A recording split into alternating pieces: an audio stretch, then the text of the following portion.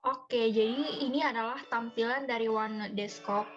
Ini udah aku install aplikasinya dari Office 365 dan mungkin di beberapa laptop akan berbeda tampilannya karena di sini aku pakai versi yang 64 bit dan kayaknya ini aku belum update jadi ya mungkin bakal berbeda ketika akan kalian download tapi menurut aku fitur-fiturnya akan tetap sama. Di sini ada menu recent notes atau catatan yang terbaru. Jadi ini daftar catatan yang baru-barusan ini aku bikin atau barusan aku akses. Dan di sini ada menu search. Jadi kita dapat mencari notebook yang sudah kita bikin. Misalnya aku mau cari, nah akan terlihat semuanya. Dapat juga kita khususkan untuk mencari di bagian tertentu. Misalnya notebook dari PH, dari Quick Notes dan Untitled Page. Di sini untuk teks, kita dapat mencari sesuai dengan teks atau tanda yang kita berikan pada halaman tertentu atau pada teks tertentu. Dan di sini ada notebook atau list dari notebook atau catatan yang udah pernah aku bikin atau yang dibagikan kepada aku. Dan kita kan pengen bikin notebook baru nih, misalnya kita create. Dan ya ini bakal butuh waktu sedikit lama.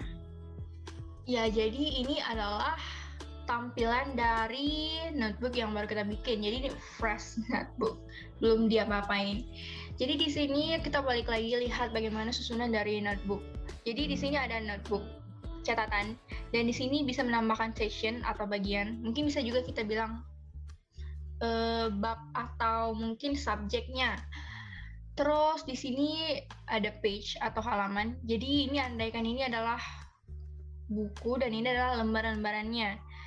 Misalnya di halaman 1 ini aku mau tulis tentang dan section ini aku mau ubah.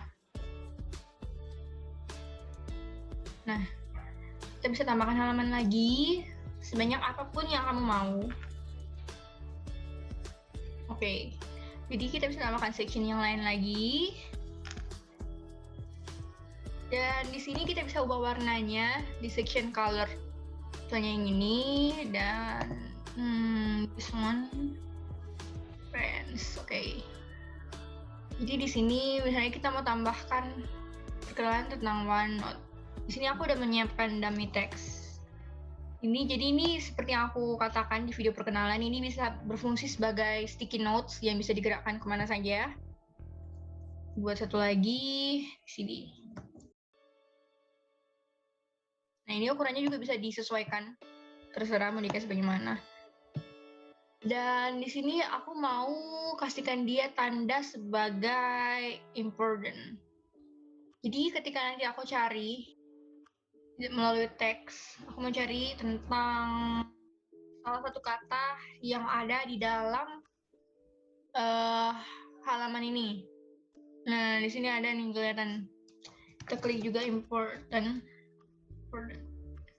Nah, ada juga muncul. Jadi, ini benar-benar berfungsi untuk mengorganisir supaya kalian bisa mudah menemukan catatan. Oke, selanjutnya aku mau kasih ubah gaya. Ini udah paling basic lah ya. Udah sering ditemukan di aplikasi Microsoft lainnya. Bisa ditambahkan gaya font tersendiri setelah diinstal. Dan bisa dikasihkan warna sesuka hati kita. Ditambahkan highlight juga di belakangnya. Oke, biar lebih gampang untuk cari segala jenis hal yang kamu tulis, kamu bisa menambahkan tanda atau leveling kayak heading 1, heading 2, dan lain-lain sebagainya.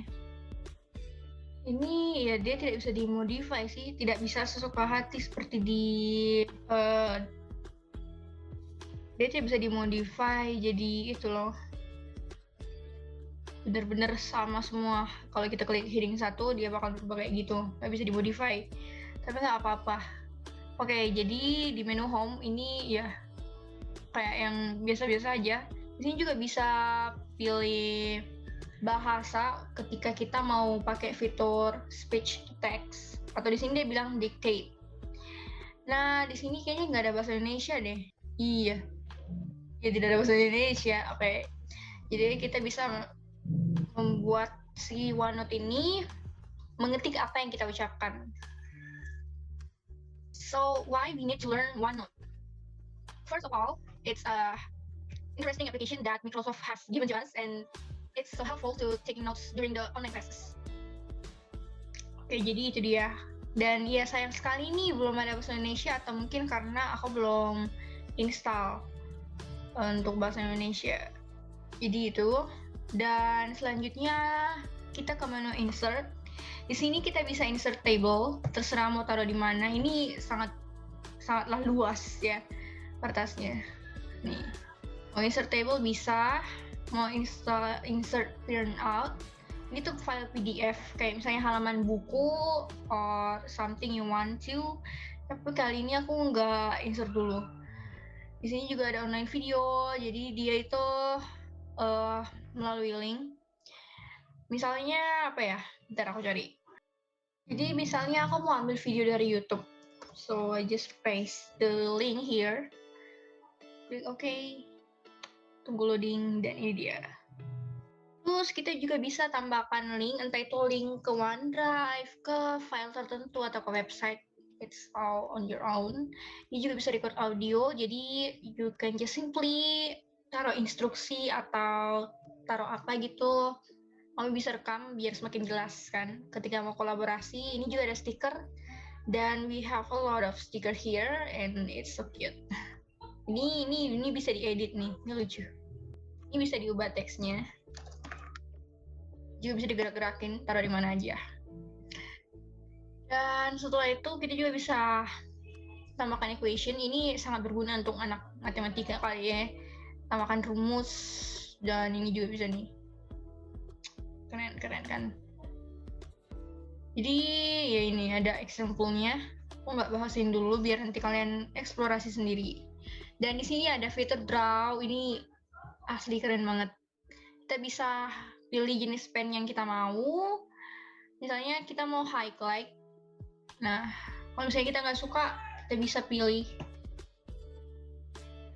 Dan ya bisa dipindahin, bisa di-delete juga. Dan ini ada fitur into shape. Ini sangat keren karena ini bisa merekognisi apa yang kita gambar dan mengubahnya jadi lebih simetris atau lebih shapeable. Misalnya di sini aku mau bikin kotak. Nah, dia akan berubah jadi kotak sendiri kayak ini. Ya, ini juga bisa langsung tambahkan shapes yang udah disediakan.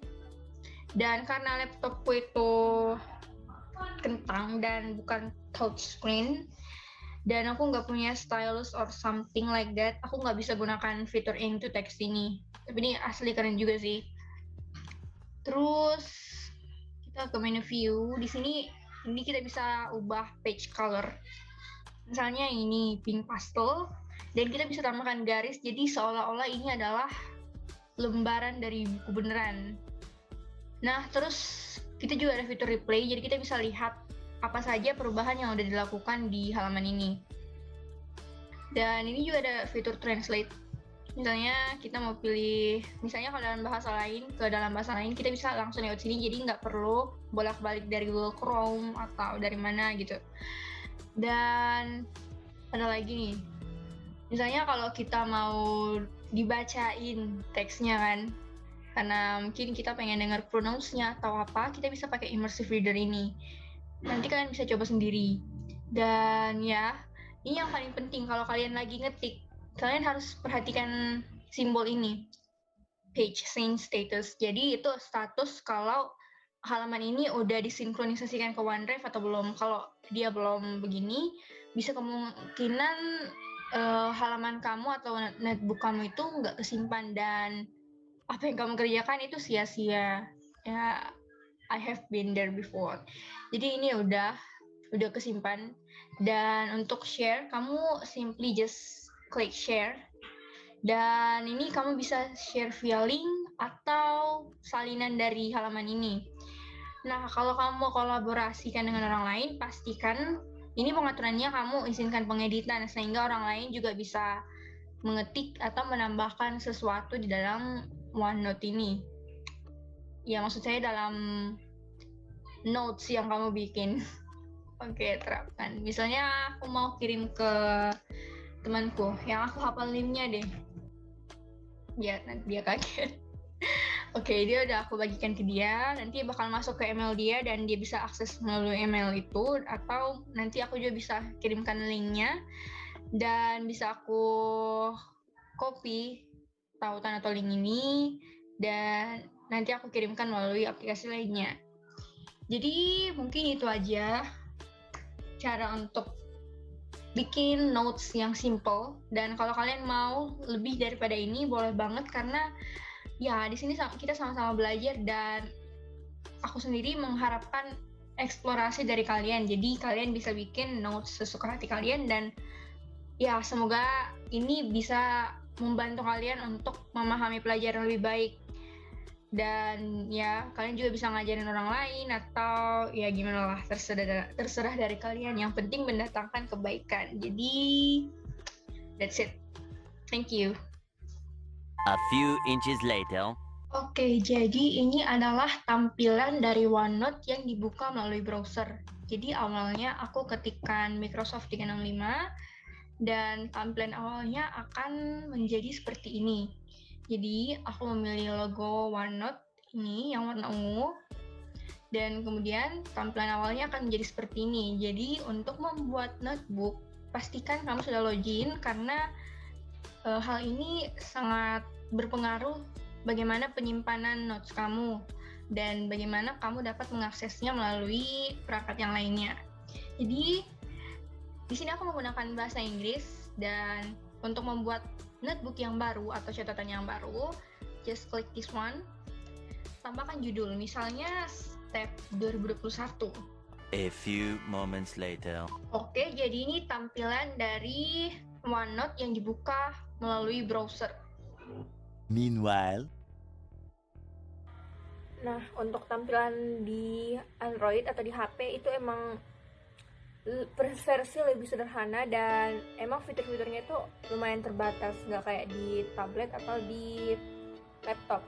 Nah, kalau di HP sendiri kita nggak bisa lihat bagian notebooks atau section dan page secara bersamaan dalam satu layar. Jadi emang dia itu versi on the go-nya. Jadi fitur-fiturnya pun gak seluas yang ada di laptop. Dia itu lebih minimalis, dan meskipun demikian kita masih bisa menambahkan gambar dan attachment lain. Terus kita juga masih bisa dapat fitur pen, tapi kalau di perangkat aku sendiri aku nggak bisa dapetin fitur itu, ink to text atau ink to shape. Jadi emang fiturnya terbatas tapi masih bisa digunakan.